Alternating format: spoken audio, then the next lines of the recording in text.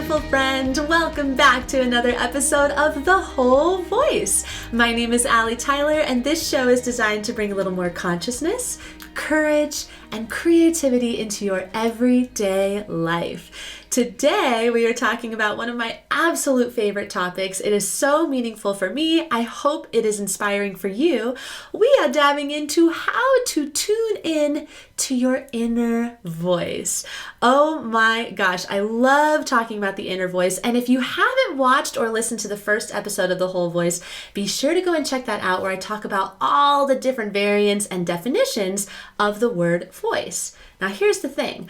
I'm going to say this as a singer and a voice coach, but hear me out.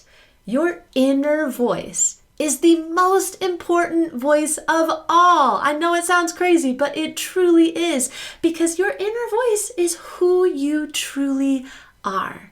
Now, when people talk about the inner voice, you may have heard things like the voice in your head. Often the voice in our head is the one that doesn't stop thinking. It often has negative thoughts or repetitive thoughts, right? But I'm actually not talking about that when I say the inner voice. I'm talking about your intuition, those little nudges, those little whispers that become the compass of your life. Your inner voice is the voice of your soul, and your soul wants to lead you towards your most aligned and fulfilled life. So let me ask you, have you ever had an experience in your life where you listened to your intuition, even if it was crazy and didn't make any sense, and it led you to something incredibly awesome? If the answer is yes, which I'm willing to bet it is, that is no accident. Your inner voice is always right, even though it's not necessarily logical or it's rational on paper. In fact, it's not going to be that way because it doesn't come from your mind. But your inner voice is always going to lead you in the direction of joy and abundance and success. Now, the problem is that we as a society have been programmed to ignore our inner voice. And it makes perfect sense because we live in a very masculine energy dominant culture. Not necessarily related to gender by any means, but masculine energy, meaning that we prioritize drive and discipline and ambition and accomplishment. And the issue is that we tend to relate our worthiness with these aspects, right? I mean, think about it. How many times do you end your day and go, oh my gosh, I didn't get anything done today? That little voice in your head that gives you a hard time about not accomplishing something is driven by the masculine culture of our society. And let me be clear, this is not a bad thing. We need these things to create things in life. I need to have drive and ambition to create these episodes. Masculine energy is a good thing. But it can become a problem when we start prioritizing it and embodying it too much that we ignore our intuition. This can cause things like overstimulation of the mind, increased stress and anxiety, unconscious fear-based patterns, confusion around what someone's purpose is in life, or lack of boundaries, leaving someone to feel powerless and overwhelmed, or an uncertainty around what it is that they truly want in life. Feminine energy, on the other hand, is intuitive and soft and playful and goes with the flow. And yes, that absolutely means tuning in and responding to your inner intuitive voice. Now, you'll know it's your inner voice because your inner voice feels calm. It feels light. It feels like a breath of fresh air. It feels clarifying, and it does not feel emotionally charged with fear or anxiety. So now let's dive into how to tune in to your inner voice. The first and most important thing that you can do is to slow down, take a couple of deep breaths, and ask yourself how you're feeling today. Being that most of us listen to our brains more than we do our hearts, we often ignore or even suppress how it is that we're feeling, and we don't want to do that. So let's try this exercise together, and if it's available for you, I invite you to close your eyes with me. And let's just take a couple of deep breaths in through our nose, coming back to the present moment.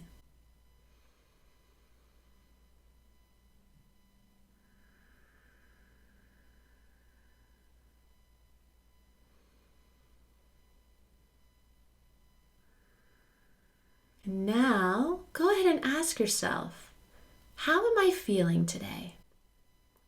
How am I feeling right now? If you could put it into one word, what would it be?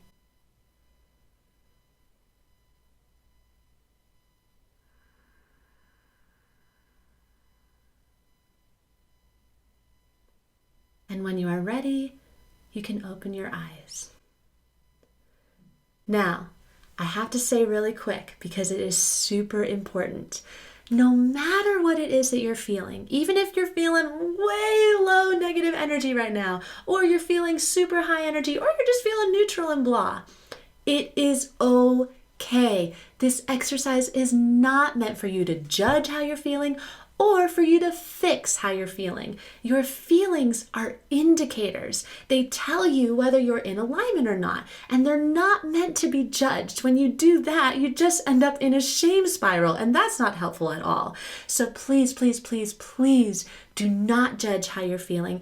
Don't try and fix it. You just want to know how it is that you're feeling. That is step one in tuning in to your inner voice. The second tip I have for you is to create your tune-in toolbox. These are practices that help you tune inward to slow down any of those frantic thoughts that you have in your mind. Again, thoughts are not related to our intuition. Our intuition comes from a deeper place inside of us.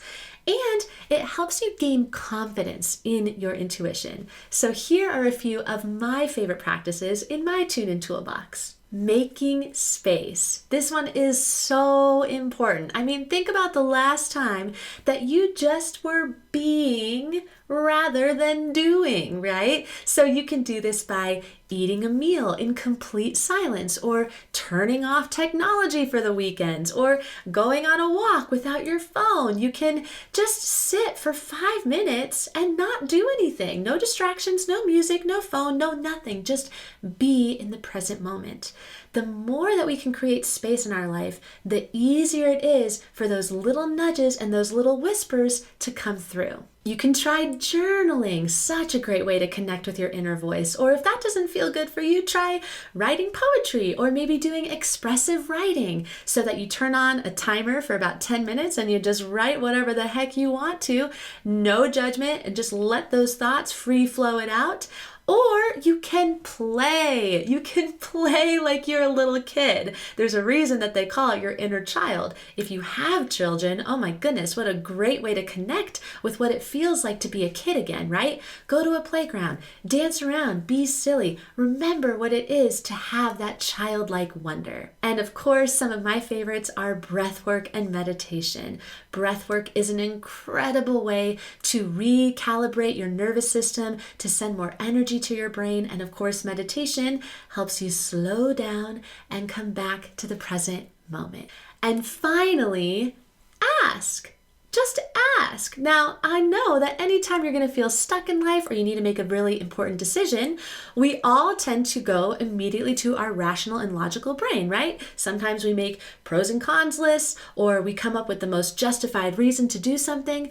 Resist this urge. Resist this urge, because that's coming from your brain and not from your heart. So try asking your intuition for the answers. So for example, if you are debating between two different options, get quiet and ask your intuition. Literally ask yourself, inner voice, should I? And then fill in the blank. Notice what comes up.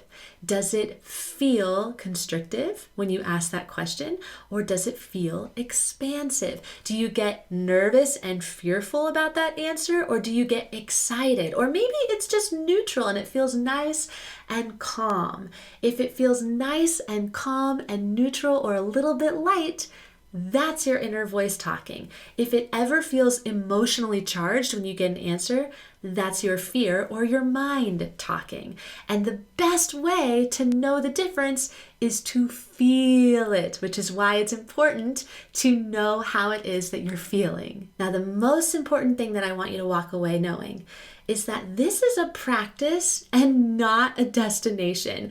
The more that you practice this in your everyday life, the easier it is to hear and respond to your inner voice. Something that's a really cool idea is to write down all of the times that your intuition or your inner voice led you in the right direction. I mean, I know for me personally, practically everything that was great in my life came from my inner voice, whether it was picking out which grad school to go to, or getting in a camper van and quitting everything and living in that for 9 months, or picking which state to live in. We chose Colorado for no other reason than our intuitions.